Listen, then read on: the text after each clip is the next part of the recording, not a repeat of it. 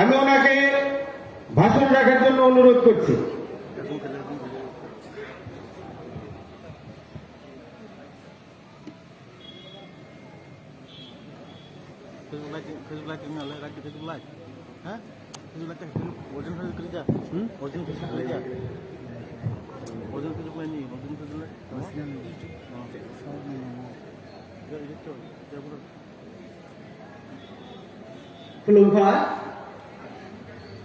নমস্কার সবাইকে।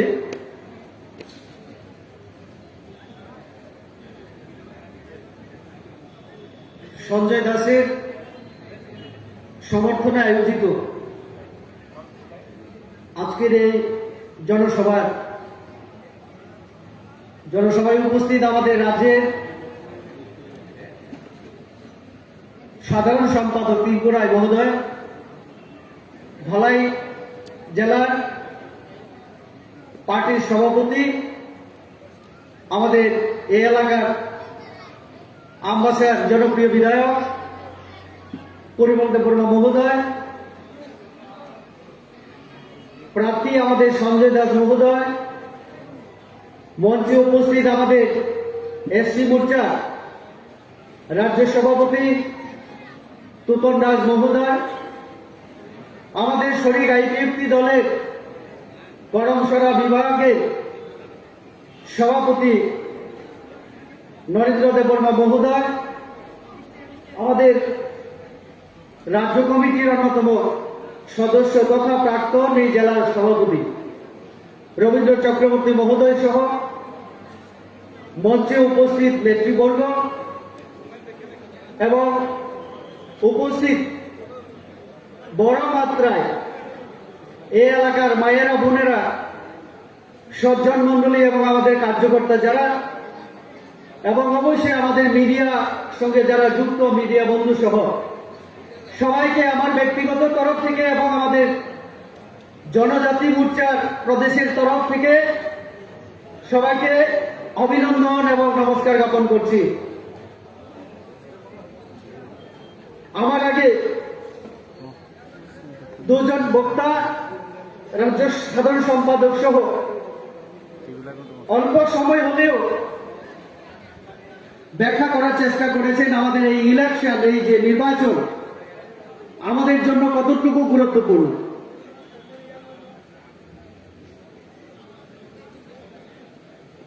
আমরা দেখছি বিভিন্ন জায়গায় প্রচার হচ্ছে, কেউ কেউ বলার চেষ্টা করছে থামসা, কেউ কেউ বলার চেষ্টা করছে তিপ্রাসা, মানুষকে বিভ্রান্ত করার চেষ্টা করছে। বিভিন্ন পত্র পত্রিকায় আমরা এও দেখছি মানব বোমা, দেহের মধ্যে বোমা বেঁধে জনসভায় বিস্ফোরণ ঘটিয়ে ত্রিপুরা রাজ্যের মধ্যে একটা আতঙ্কের পরিবেশ তৈরি করার জন্য কিছু কিছু উগ্রপন্থী সংগঠন নানা ধরনের পরিকল্পনা, বিরোধী দলগুলি আমাদের সরকারের বিরুদ্ধে, পার্টির বিরুদ্ধে নানান ধরনের ষড়যন্ত্র শুরু করেছে। আমরা জানি ত্রিপুরার মানুষ নির্বাচন এলে বা নির্বাচনের প্রাক মুহূর্তে প্রথম নতুন নতুন দলের সৃষ্টি হয়। এই দলগুলি নির্বাচন শেষ হয়ে গেলে দলও শেষ হয়ে যায়। 2019-এ আমি যখন প্রার্থী ছিলাম লোকসভা নির্বাচনের সময়, সেই সময়েও অনেক স্লোগান, অনেক পার্টি আমরা দেখেছি, অনেক নেতাকে। আজকে সেই নেতৃত্ব, সেই দল মাঠে ময়দানে নেই। আজকে নতুন চেহারা, নতুন পার্টির নাম করে আবার আমাদের মধ্যে থানচা ইত্যাদি বিভিন্ন নাম করে আমাদের মধ্যে বিভাজনের রাজনীতি শুরু করেছে। আমি শুনছিলাম গতদিন ফেসবুক লাইভে আপনাদের এই লংতরাই ভ্যালিতে এই থানচা পার্টির পক্ষ থেকে ভাষণ দেওয়া হচ্ছিল। সেখানে বলছে রেবতী ত্রিপুরা জাতি বিরোধী, আমি নাকি জনজাতি বিরোধী, বিজেপি জনজাতি বিরোধী। আমি তাদের উদ্দেশ্যে কয়েকটা প্রশ্ন আমি আজকে এই সভা থেকে ছড়ে দিতে চাই। আপনাদের আশীর্বাদ নিয়ে 2019 সালে যখন আমি এমপি হয়েছি, তার আগে যখন নির্বাচন প্রচার চলছিল এই লঙ্কায় বেরিতে সারা ত্রিপুরা রাজ্যে, তখন ওই কথাই তারা বলার চেষ্টা করেছিল, বিজেপি বাঙালি পার্টি, এই পার্টি জনজাতিদের জন্য কিছুই করবে না। আমার পূর্ববর্তী বক্তা, আমার রাজ্যের সাধারণ সম্পাদক তিনকড়াই মহোদয় 3 বছরে কি কি করেছেন আমরা করেছি আমাদের মুখ্যমন্ত্রীর নেতৃত্বে, উনি ব্যাখ্যা করার চেষ্টা করেছেন, যদিও কম সময়ের মধ্যে তিনি ব্যাখ্যা করার সুযোগ পাননি। সেই 3 বছরে আমরা যে কাজ করেছি, আমরা অন্য সরকারের 30 বছরের তুলনা আমরা করতে পারি। আপনারা দেখেছেন, আপনাদের আশীর্বাদ পাওয়ার পরে আমি রেবতী ত্রিপুরাও বিজেপির সাংসদ, তারা যে বলে থাকে না এই পার্টি বাঙালি পার্টি, রেবতী ত্রিপুরা জনজাতি হলেও জনজাতির জন্য কিছু করতে পারবে না, বলতে পারবে না। আমি কি করেছি না করেছি এখন ত্রিপুরাবাসী সবাই জানেন। পার্লামেন্টে কি বলেছি, এডিসি কে 50টা আসন দিতে হবে, আরো বিভিন্ন দপ্তর এডিসির হাতে তুলে দিতে হবে। মুখ্যমন্ত্রীজিকে আমি নিজে চিঠি লিখেছি, বিভিন্ন জায়গায় যেখানে চিঠি দেওয়া দরকার, হোম মিনিস্টার থেকে শুরু করে আমি সেখানে দিয়েছি। আমাদের জনজাতি মোর্চা, আমাদের পার্টি। তাহলে ওই যে বিরোধীরা বলে রেবতী ত্রিপুরা জনজাতি হলেও কিছু করতে পারবে না, ভারতীয় জনতা পার্টি জনজাতির জন্য কিছু করবে না, সেটা এই কাজগুলি থেকে প্রমাণিত হয়। জনজাতি হলেও বিজেপিতে থেকেও আমরা সকলের জন্য কাজ করতে পারি, কারণ সবকা সাথ সবকা বিকাশ আমাদের নীতি। তারা বলে সিএবির সময় আমি ভোট দিয়েছি পার্টির ফেভারে। যারা রাজনীতি করে তারা এই কথা জানে, পার্টি যখন হুইপ জারি করে তখন পার্টি সেই নির্দেশকে মান্যতা দেওয়া, মানা সকল সদস্যের কর্তব্য। 11 জন আমাদের দলের সিদ্ধান্তের বিরুদ্ধে গিয়ে কেউ কেউ প্রার্থী হয়েছেন, কেউ কেউ অনেক কিছু করার চেষ্টা করেছেন, পার্টির সঙ্গে সঙ্গে সেই তাদের বিরুদ্ধে পদক্ষেপ গ্রহণ করেছে। এটা পার্টির নীতি। সেই দিন আমি যদি ফেভারে সিএবিতে ভোট না দিতাম তাহলে আমার উপরে হুইপ জারি ছিল, কিন্তু আমি রেবতী ত্রিপুরা সেই দিনও বসে থাকিনি। আমি সেই দিন বলেছি আমার পার্টির নেতৃত্বের কাছে, রাস্তায় দাঁড়িয়ে বলার দরকার নেই বিজেপির মধ্যে, পার্টির মধ্যে যেখানে বলা দরকার সেখানে বললে কাজ হবে, আপনারা জানেন সেটা। আমি যেখানে বলা সেখানে বলেছি। পরে দেখেছি এই অটোনোমাস ডিস্ট্রিক্ট কাউন্সিলের মধ্যে এখন সেই সিএএ সিটিজেনশিপ অ্যামেন্ডমেন্ট অ্যাক্ট সেখানে লাগু নেই। অটোনোমাস ডিস্ট্রিক্ট কাউন্সিলের মধ্যে সেটা কোনোদিন প্রয়োগ হবে না।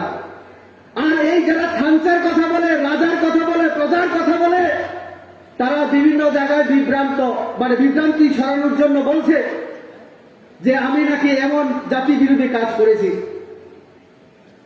আমি যদি জাতি বিরোধী কাজ করে থাকি তাহলে এই রাজ্যের অনেক রাজনৈতিক দলের নেতৃত্বরা, রাজ পরিবারের অনেক সদস্যরা যারা এমপি মন্ত্রী হয়েছিল, তারা আমার জন্মের আগে সেই জাতি বিরোধী কাজ করেছে। বন্ধুগণ, আমি তো আন্দোলন করিনি।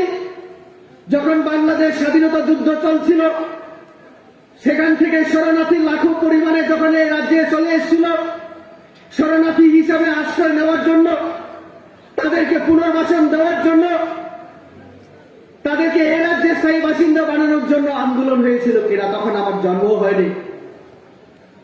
76-এ আমার জন্ম, তার আগে এইগুলো হয়েছে। অনেক রাজ পরিবারের রাজারা রানীরা জায়গা দিয়েছে, জমি দিয়েছে, দান করেছে, বাইরের থেকে আসে অনেক মানুষকে আশ্রয় দিয়েছে।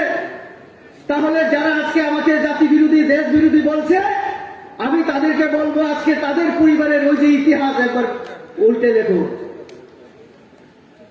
এইগুলো তাদের দেখা দরকার। জাতি বিরোধী? পার্লামেন্টে দাঁড়িয়ে এই যে এডিসির জন্য কথা বলেছি, এটা জাতি বিরোধী, জনজাতি বিরোধী? আমার এডিসির মধ্যে একটা মেডিকেল কলেজ আমাদের দীর্ঘদিনের দাবি, তার জন্য আমি ধলাই জেলাতে একটা মেডিকেল কলেজের জন্য জিরো আওয়ারে যখন পার্লামেন্টে দাঁড়িয়ে কথা বললাম, হর্ষবর্ধন আমাদের স্বাস্থ্যমন্ত্রীর সঙ্গে দেখা করে রিটেন আমি যখন চিঠি দিলাম, আমার মুখ্যমন্ত্রীর নেতৃত্বে রাজ্য সরকার যখন জমি দিতে রাজি হলো, সবকিছু আমরা ব্যবস্থাপনা করে আগামী দিনে ধলাই জেলায় আমাদের একটা মেডিকেল কলেজ হবে। এই এলাকায় যারা সায়েন্সে পড়াশোনা করে আমাদের ছেলেমেয়েরা আগামী দিনে ধলাই জেলায় তারা এমবিবিএস এর যে কোর্সটা ডাক্তারি পড়ার সুযোগ পাবে বাড়ির সামনে। তাতে জনজাতি, বাঙালি, সব অংশের মানুষ, সব জাতি ধর্মের মানুষ সেখানে সুযোগ পাবে। এই কাজটা তাহলে আমি জাতি বিরোধী কাজ করেছি? আমি তাদের কাছে প্রশ্ন করতে চাই। জাতীয় সড়কের জন্য নীতিন গডকরির কাছে এই 2 বছর আমার হয়নি, 3 বার আমি দেখা করেছি। ওই কিছুদিন আগে NSIDCL এর এমডির সঙ্গে দেখা করে আমি আবার রিটেন আমি দিয়েছি। আমার এই যে জাতীয় সড়ক 4 লাইন হবে, 4 লেন, তার জন্য ডিএম অফিসে বসে আমাদের এমএলএরা সহ এই মনু থেকে শিবলং পর্যন্ত সারা ত্রিপুরা রাজ্যের যে বিভিন্ন এই যে মানে ন্যাশনাল হাইওয়েগুলির জন্য আমরা যে কথা বলছি, আমরা যে দরবার করছি দিল্লিতে, সেটা কোন জাতির বিরুদ্ধে আমি কাজ করছি বন্ধুগণ? ত্রিপুরা রাজ্যে তো নেই। ভারতবর্ষেও আমি শুনিনি যে স্কিল ডেভেলপমেন্টের উপরে একটা ইউনিভার্সিটি। আমি কিছুদিন আগে দিল্লিতে গিয়ে আমি ত্রিপুরা রাজ্যে যাতে একটা স্কিল ডেভেলপমেন্ট ইউনিভার্সিটি করা যায় তার জন্য আমি কথা বলেছি। এই যে সমস্ত কাজগুলি আমরা কি জাতি বিরোধী কাজ করছি? ত্রিপুরা রাজ্যের জন্য বিশেষ করে আমি জানি যে আপনারা সবাই আমার সঙ্গে একমত হবেন। জনজাতিদের নিয়ে অনেক কথা হয়, অনেক রাজনীতি হয়, কিন্তু গত 3 বছরের ঠান্ডা দাল্লভ, বেনিচন্দ্র জমাতিয়া, সত্যরাম রিয়া, তারা কারা? তারা বাঙালি, তারা জনজাতি। তাদের কি হয়েছে? পরপর 3 বছরে রাষ্ট্রপতি পুরস্কার পেয়েছেন, পদ্মশ্রী পুরস্কার। কিসের জন্য?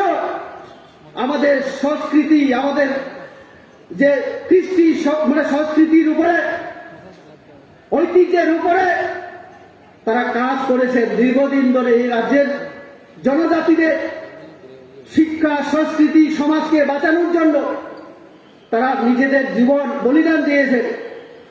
তাদেরকে সম্মান আমাদের সরকার, আমাদের মুখ্যমন্ত্রীর নেতৃত্বে রাজ্য সরকার সুপারিশ করেছেন কেন্দ্রের কাছে। কেন্দ্রের নরেন্দ্র মোদী সরকার নর্থ ইস্ট, আমাদের উত্তর পূর্বাঞ্চল, ত্রিপুরা সহ এই এলাকার জনজাতিদের জন্য বিশেষভাবে চিন্তাধারা করছেন। সেই 2014 সাল থেকে তিনি যেদিন থেকে প্রধানমন্ত্রী হয়েছে, তার জন্য পরপর তিন মানে ব্যক্তি আমাদের সমাজ থেকে, জনজাতি সমাজ থেকে আজকে পদ্মশ্রী পুরস্কার পেয়েছেন। আমরা জানি, আমরা জানতাম শচীন দেববর্মন, রাহুল দেববর্মন, সৌরভী দেববর্মন এবং এরকম আমাদের অনেক লোক এই ত্রিপুরার সাংস্কৃতিক জগৎকে উজ্জ্বল করেছে, ভারতবর্ষের, বিশ্বের ত্রিপুরার মুখকে উজ্জ্বল করেছে। কিন্তু কংগ্রেস সরকার, সিপিএম সরকার, আরো বিভিন্ন যে সরকার আঞ্চলিক দলেরও হয়েছিল এক সময়, তারা কোনদিন চিন্তা করেছিল? রাজ পরিবার থেকেও মন্ত্রী, এমপি হয়েছিল, তারা আজকে দাবি করে বিভিন্ন ধরনের কথাবার্তা বলে, কোনদিন তারা এই কথা চিন্তা করেছিল? আমার বাঙালি মুখ্যমন্ত্রী বিপ্লব দেবকে অনেক কিছুই বলে তারা। বিপ্লব দেব বাংলাদেশি, এখন তো দেখছি মাঝে মধ্যে রেবতী ত্রিপুরা বাংলাদেশি হয়ে যায়, কারণ বিজেপি করি, তার জন্য আমিও নাকি বাংলাদেশি। আমি যে রেবতী ত্রিপুরার টাইটেলটাই যথেষ্ট।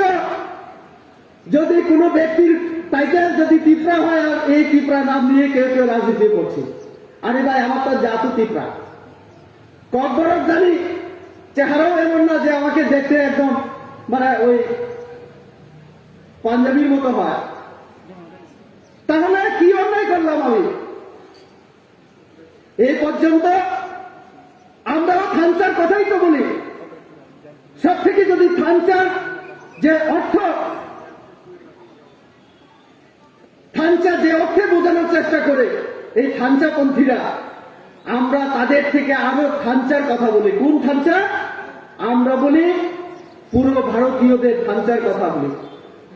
আমরা বলি জনজাতির মধ্যেও পূর্ব ভারতবর্ষে শিডিউল ট্রাইব বলতে যত বুঝি ওই খাসি জয়ন্তিয়া থেকে শুরু করে, কার্বি থেকে শুরু করে, বড়ো থেকে শুরু করে, দিবাসা, তিওয়া, রাভা থেকে শুরু করে, ওই মিজো, নাগা থেকে শুরু করে ত্রিপুরা রাজ্যের 19টা সম্প্রদায় জনজাতির থানচার কথা বলি আমরা।